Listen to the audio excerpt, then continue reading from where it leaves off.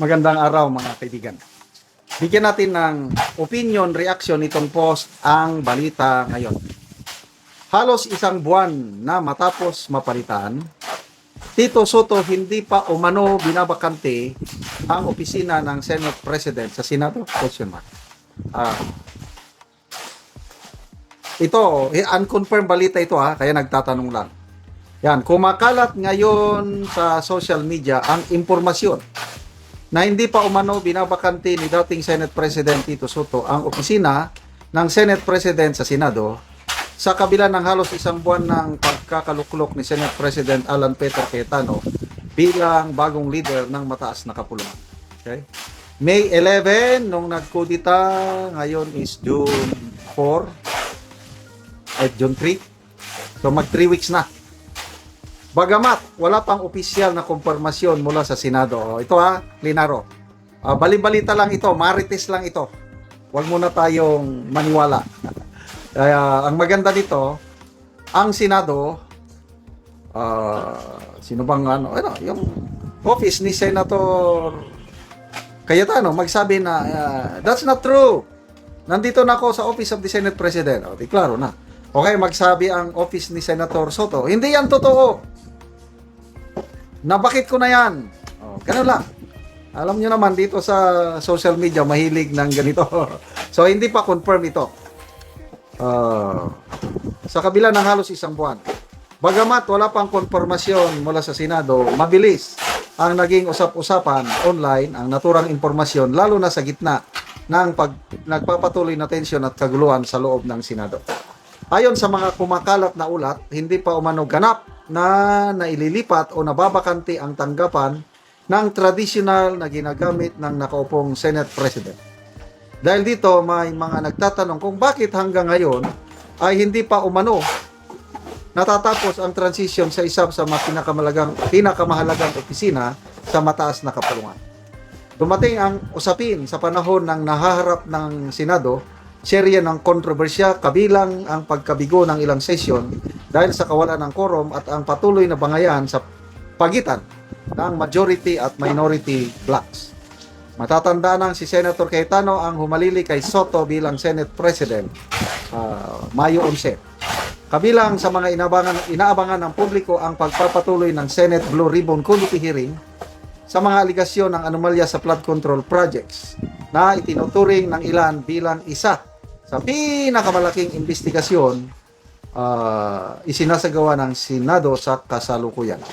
Dahil dito lalong naging kapansin-pansin sa social media ang usapin hinggil sa umano'y hindi pa pagbabakante ng opisina ng Senate President dahil para sa ilan, ito ay simbolo ng hindi pa ganap na pagtatapos ng transisyon sa liderato ng Senado.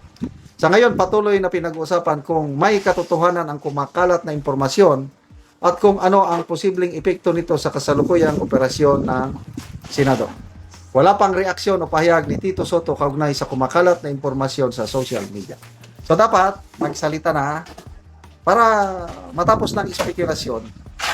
Either ang pinaka-the best, ang office ni Senator Alan Peter Cayetano sabi lang na totoo, hindi pa nababakante or mali ang impormasyon na nabakante na. O di, tapos na ang usapin. Anyway, mainit ang usapin ngayon sa Senado na pati ang Pangulo nakisawsaw na rin, nag-utos sa mga senador, get back to work. Binasa ko ang mga comments, karamihan negative sa Pangulo. Wala kang pakialam. Ikaw, nagtratrabaho ka ba? Parang gano'n. Kasi ang paniwalang Pangulo na he is doing good. Yung survey na negative 15% ang kanyang net satisfaction rating, baliwala sa kanya. Ang paniniwala niya, he is a good president. Kaya sabi niya, I hope, sa isang post, I hope I will be remembered as a president who have served with honor and dignity. Honor ko no. Bahala ng tao bayan.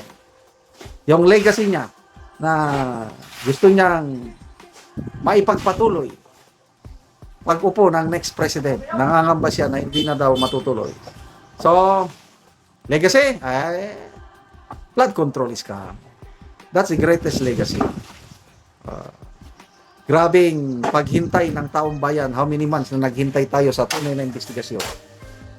Tuloy-tuloy na sana noong September pag simula ni Senator Marcoleta. Tapos na sana ngayon. Kaya lang, biglang naagaw ang majority ng Senado, umupo si Soto at Lacson at mula noon wala nang nangyari sa flood control investigation. Magpasalamat tayo at merong break 13 senators na nabuo. So, yun na. Bukas, sana wala nang sagabal. Excited na ang lahat. Ito, tingnan natin ang reaksyon ng taong bayan. Kapupos pa lang ito 511 ang reaksyon, 363 ang tumatawa, 67 lang ang nag-like.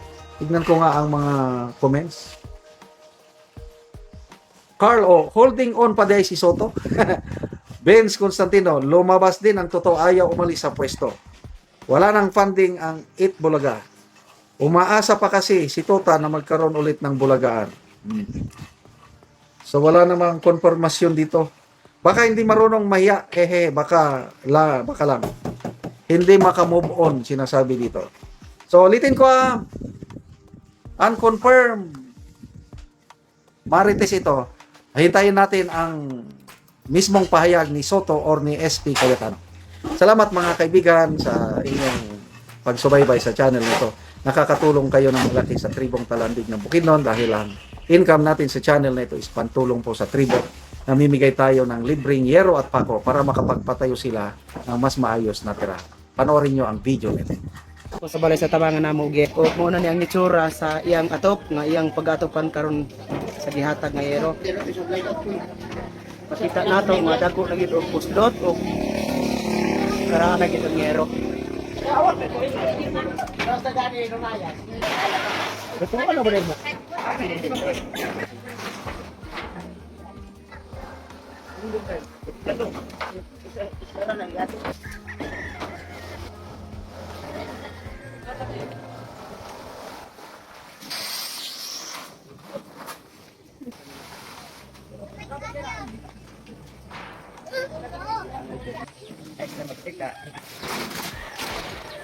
Nani ang gitabang ng yero.